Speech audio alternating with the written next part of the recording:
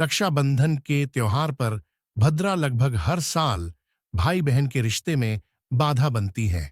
भद्रा की वजह से भाई बहन के रिश्ते की खुशियां मनाने वाले इस त्योहार की अवधि कम हो जाती है। आखिर कौन है ये भद्रा और क्यों मानते हैं इन्हें अशुभ? भद्रा एक अशुभ मुहूर्त है जिसके होने पर कोई भी शुभ कार्य करने के अशुभ परिणाम सामने आते हैं। इसलिए भद्रा होने पर राखी बांधना अशुभ माना जाता है। भद्रा के खत्म होने के पश्चात ही राखी बांधनी चाहिए। चलिए हम जानते हैं कि कौन है भद्रा। धार्मिक मान्यताओं और ज्योतिष के अनुसार भद्रा भगवान सूर्य और छाया की पुत्री और शनिदेव की बहन मानी जाती हैं। अपने भाई शनिदेव की तरह ही भद्रा का स्वभाव भी बहुत कठोर माना जाता है। वह हर शुभ कार्य में बाधा डालती थीं। ऐसे में उनके पिता सूर्यदेव ने भद्रा पर नियंत्रण पाने के लिए ब्रह्मा जी से मदद मांगी। इसलिए ब्रह्मा जी ने उन्हें नियंत्रित करने के लिए पंचांग के प्रमुख अंग विष्टिकरण में स्थान दिया था। उन्होंने कहा कि भद्रा लगी होने पर कोई भी शुभ कार्य करना वर्जित माना जाएगा, लेकिन भद्रा के पश्चात उस कार्य को किया जा सकेगा।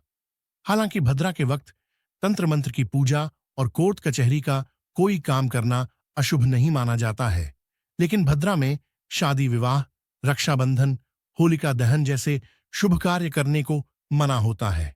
अब हम जानेंगे भद्रा में क्यों नहीं बांधते राखी। भद्रा स्वभाव से बहुत ही कठोर और उद्दंडी थीं, तो उनकी हरकतों से तंग आकर ब्रह्मा जी ने उन्हें शाप दिया था कि जो भी भद्रा काल में कोई शुभ कार्य करेगा उसे मुश्किलों का सामना करना पड़ेगा और उसे अशुभ परिणाम प्राप्त होंगे। यही कारण है कि भद्रा होने पर रक्षाबंधन नहीं मनाया जाता है। रावण को भद्रा में बांधी गई थी राखी। ऐसा माना जाता है कि रावण के समूचे कुल के नाश के पीछे भद्रा ही वजह थी।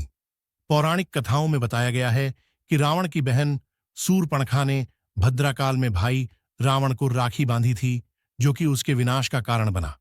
कहते हैं कि इसी के बाद से एक एक करके रावण सहित उसके पूरे कुल का नाश हो गया।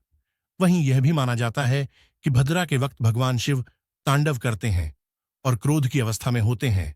ऐसे में वक्त में कोई भी शुभ कार्य नहीं करना चाहिए, वरना उसके परिणाम शुभ नहीं होते।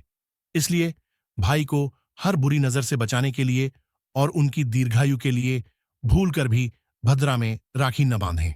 हम कैसे जानें कि कब है भद्रा?